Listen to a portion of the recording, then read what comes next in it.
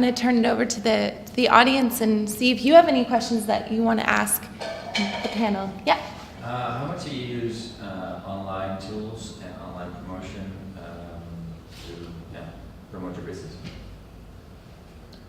Well, I think online is a must. It's like, it should be not half your business, but it's an image thing. You know, if you're looking for a product, especially in Holland, we get customers.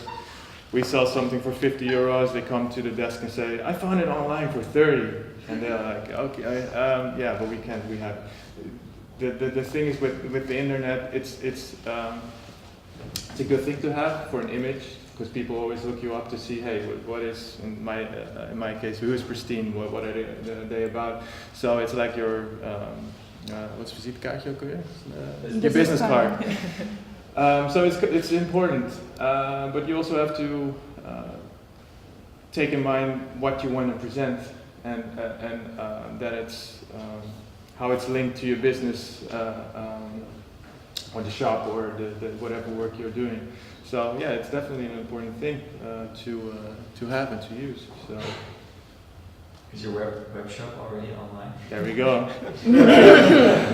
No, we won't have a web shop, and it has different reasons. So sorry about that. For one, there will be a change this for this season. Something nice, something special to look out for. So. And I think, yeah, you all use social media channels and your own websites, and I mean, a lot of time goes into that to maintain those and to keep those going. But do you feel like, yeah, you said it's a necessity. Do you see it in your case as well?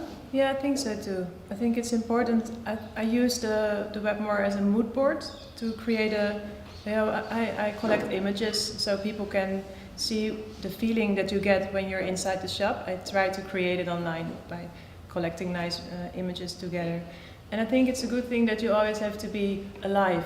So you have to be out there, and people have to, when they go to your website and they see, I blog a lot, so they see that I'm actually there, instead of just a website with an update a few months ago. That doesn't work, you have to be there. But I'm not so aggressive with sending emails and things like that. I don't do things like that. It's just a mood board for people to just see how I think about things. Yeah. And you actually went from a web shop to an offline shop. So yeah.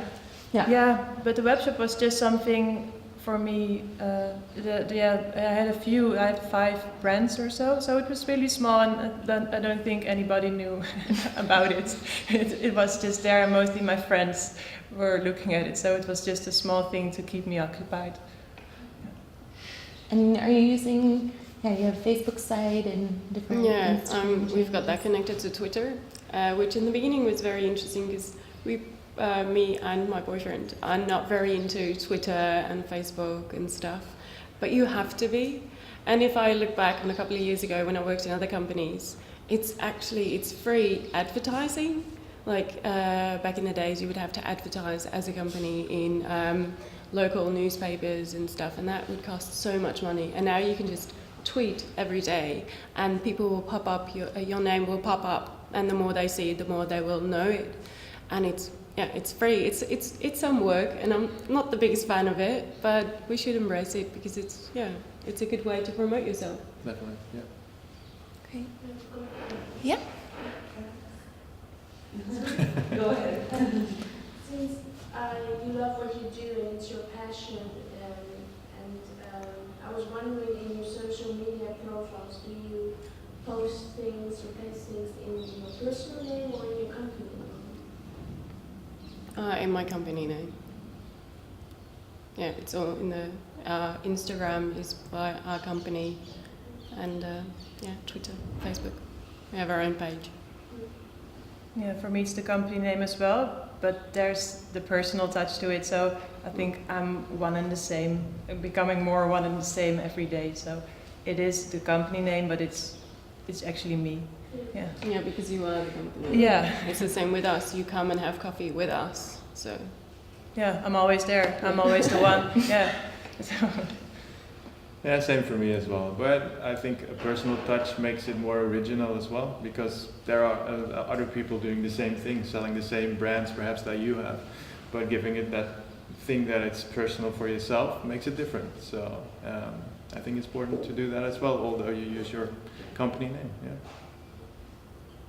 Do you have a question? I had a question. Why did you choose those certain names for your project?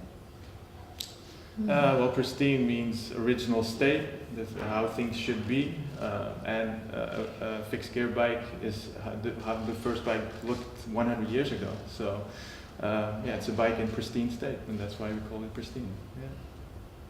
Yeah, well, Here hasn't been called Here from the beginning. It used to be Design Mooi, and it was just a joke. And the web shop, yeah, it's when you speak it in Dutch, it's like Design Mooi. It's fun, but I didn't want it to be a funny shop. So it worked while it was the secret web shop, but it didn't work as well as a real shop. So I wanted to a more grown-up name. And I really liked the combination of the letter E and A. So it started with words that had those in it. And here is telling a story, and here I hear you. So that was the one that sounded just right.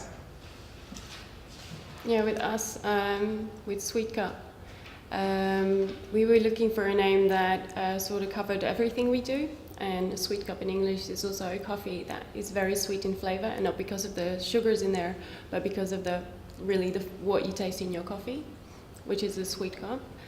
But we also sell cakes and cupcakes and cookies, so those are sweet as well. And that way we just found a thing that was not too masculine and not too sweetie pie, so somewhere in between.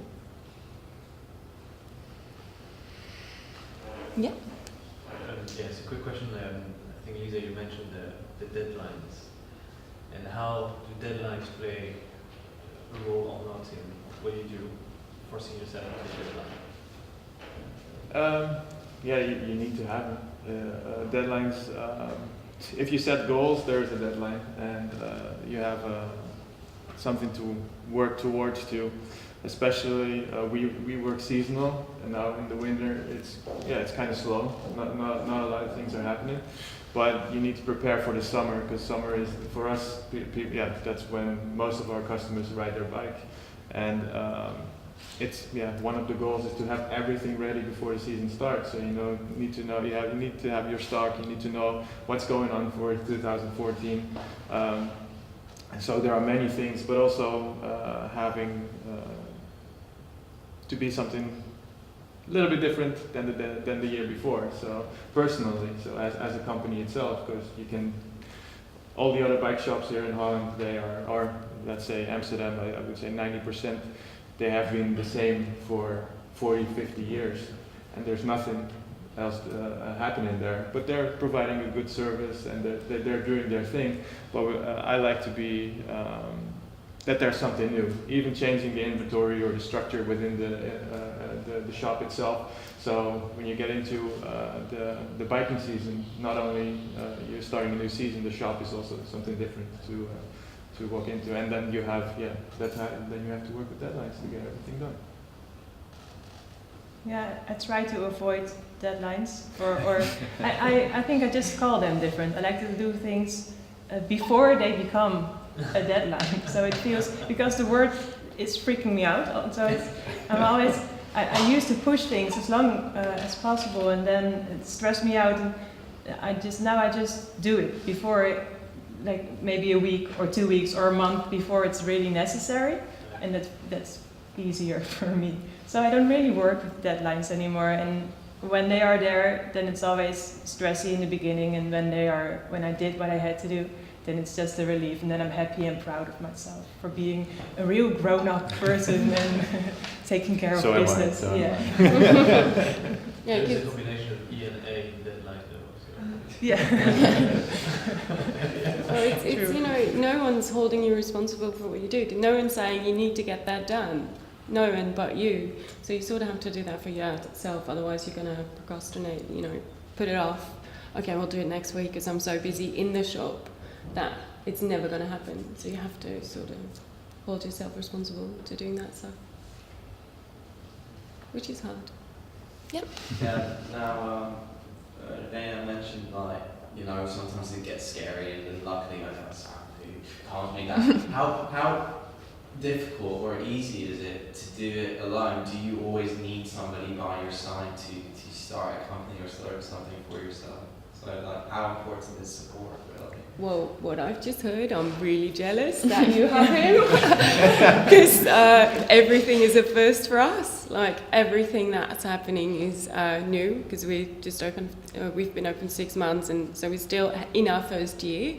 And it'd be really nice to have someone you can go back to and say, how did what happened for you, and how was that with taxes, or what happened when you did this, and you know, you got feedback. You're an us as well, so you don't have to do it all alone. You do it all alone together. Yeah, but still, no, but you don't get feedback. Yeah, that's the problem. yeah. You never know what will happen next day, or what the consequences will be if you like. I just bought a KitchenAid, which is it's not crazy money, but still a lot of money for us because we work with tiny budgets. But we do have to save some money as well for the next couple of months because it's the new year and I don't know what's coming in the new year, as well as bills. So we're like debating for, I think, a week whether we're going to buy it or not, because we just don't know if it's smart. We have the money and we have some extra space, but maybe we even need that space. Like, you don't know, and that's like something that's kind of scary. Be nice to have, like, oh. You can always call us. Good to know. I think it's a personal thing. I think for some people, if they are doing fine by themselves, but for me, it just doesn't work that way.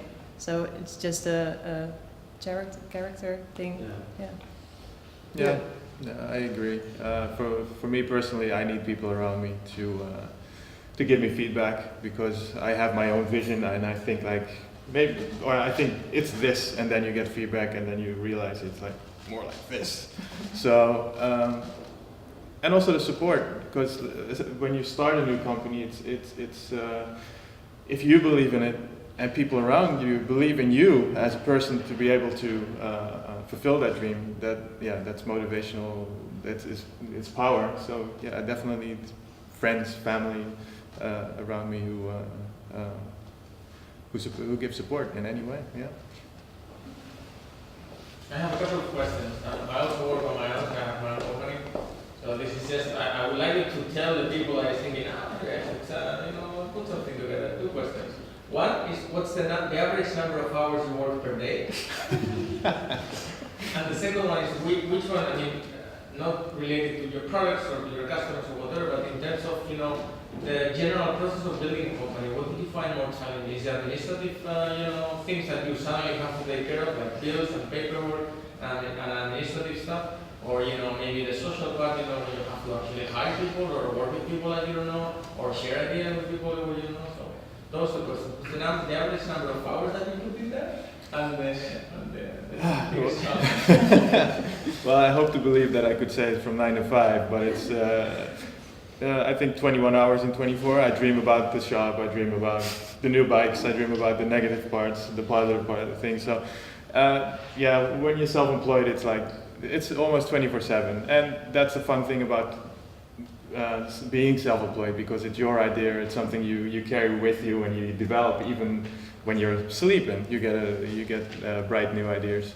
So don't fool yourself that you have any spare time and think, today I'll relax and not think about it. Well, you won't. Even on your holiday, you'll think about what you'll be doing next month when you get back. So, and what was the other question about? What's the biggest challenge? Not in terms of products or so, but in the general process of building a company. I think the biggest challenge is to know what your capacity is, being that person in presenting your product, developing your product. Maybe you have a great idea, but you have no clue on how to either produce it or what it takes to make it real. Don't fool yourself that you think you can do everything, because you can't. You really, if you have friends, if you have support, and even if you don't, as you said, you can hire people. Believe in the thing you're doing and be honest to yourself on how to realize it. And and to be honest, if you can do it by yourself, that would be awesome. That's great. But the support and also the extra ideas and extra input and feedback and everything around it from different persons, I would definitely go for that as well. You know, because it's not easy doing everything by yourself. So also one other important thing, which is also because there's a lot of paperwork, and I hate paperwork myself. So I have an accountant doing that. So I don't want to think about that I have to fill in my quarterlies and yearly reports. That's something I'd rather pay someone to do and then get that fully sorted out, so I can focus on the work what I actually want to be doing. So that's a really select thing that I've said. Before I did that myself, but now I can take it away because it takes so much time, and then I can focus on the shop only. So that's one big step for me in getting things sorted. So focus on what you want to do, and then you'll be thinking about it 24/7. Yeah, for me the shop is open for 7 hours a day, and it feels, when I'm working in the shop, I feel like my own employee. So I just work at the desk and I sell things, but it starts when I wake up. Then I wake up, and it ends when I go to sleep, or even I dream about it as well. But it doesn't really matter because it's something that I like.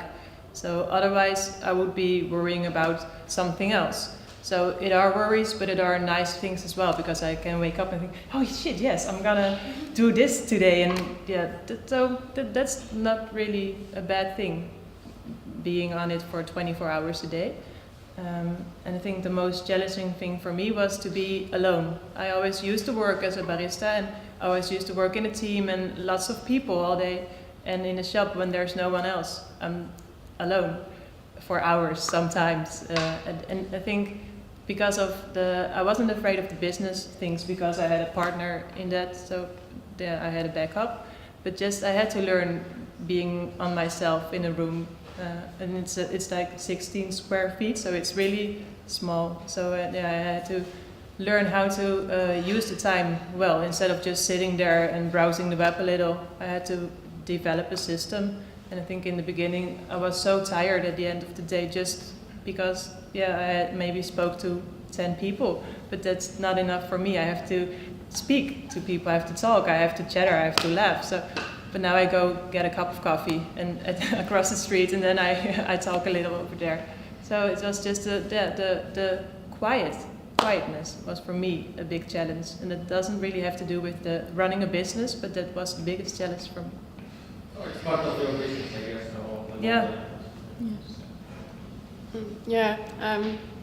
We're open 7 days a week, from 8 o'clock in the morning till 6:30 in the evening. So they're long hours.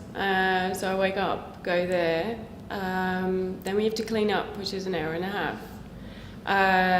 There's still administration to do at home, but you also have to cook and then eat, which is always too late, and then you have to go to bed because you need to wake up early in the morning. So it absorbs your whole day, and we don't have a day off. We might be changing that because it's getting a little it's getting a little unbearable, and because your brain needs sleep and to form words, and that's getting difficult. But you know that your first year you'll be working your butt off and it'll be a little crazy. But now after half a year we are considering a day off, so we can just do some extra shopping, do that administration, and take a breather and a walk, so you can, get your thoughts straight. Because working 7 days a week, like about 15 hours a day, is a lot. So but it's what happens if you open up a business. There's so many things you need to think about, so many new things, and it's crazy and fun at the same time. I'm going to give you a warning. So what happens is that when you take a day off, what happens is that your brain in the beginning is a bit confused, and then you start really disconnecting, and that's when it's getting dangerous, because on your day off you start thinking about new developments.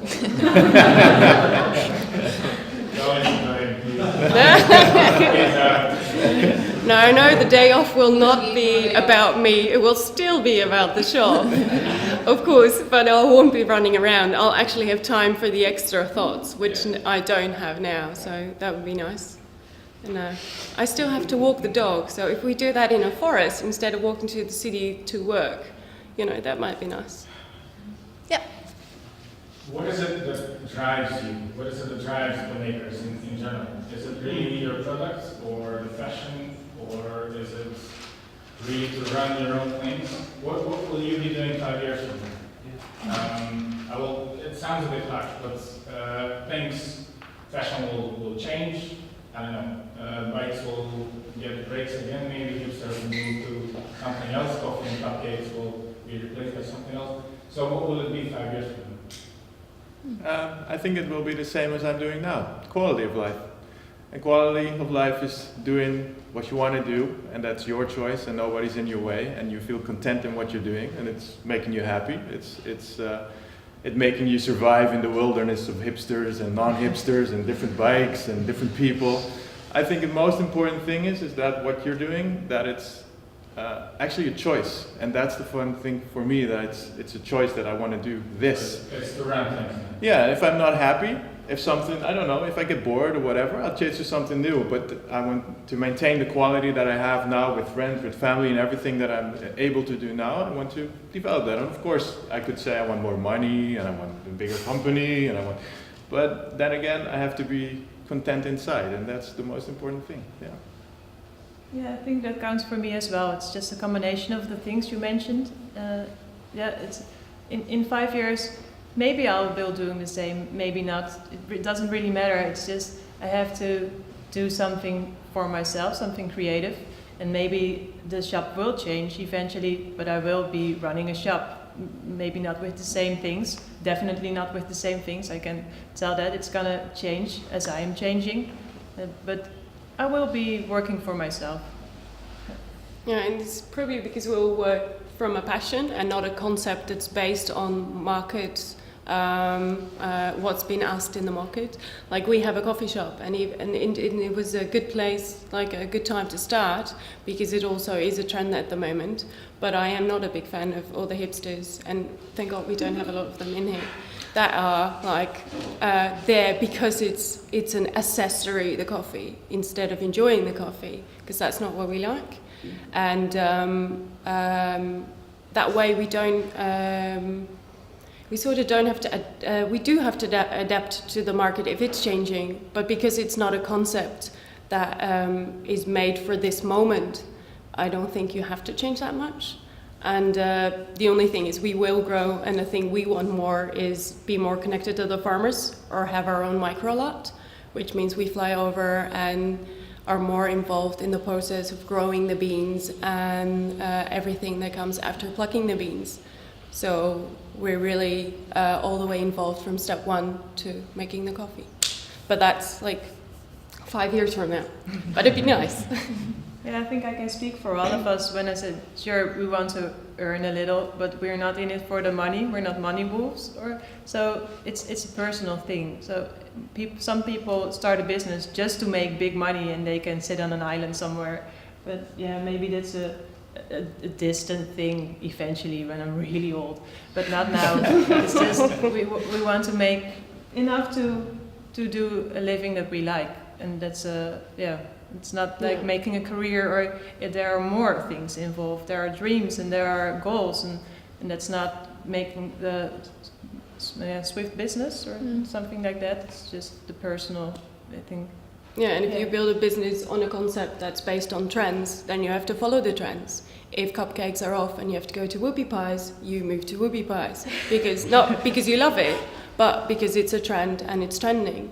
And I think that way you won't build a connection with your customer, because they go where the new things go, because they only care about the trends and the new things.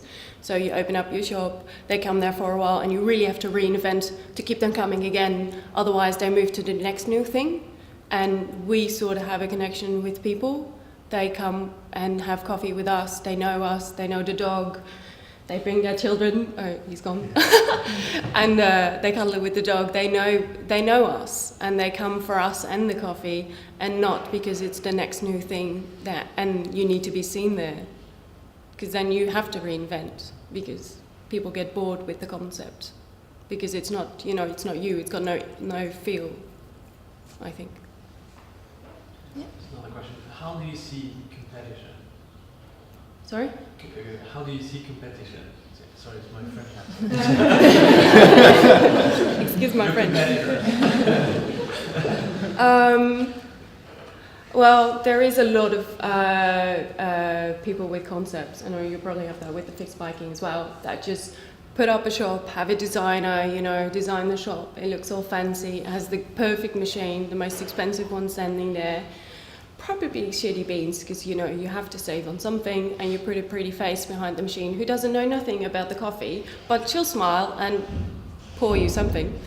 And people come there because it looks funny and it looks fancy, it looks good, the nice machine is there, and probably the machine does the work, which now it doesn't. The person makes your coffee and the machine helps, but it's not the thing that makes your coffee. And they'll come in there and they'll be there because it was a place to be for a while, but they'll leave. And I think those places will leave as well as we will stay.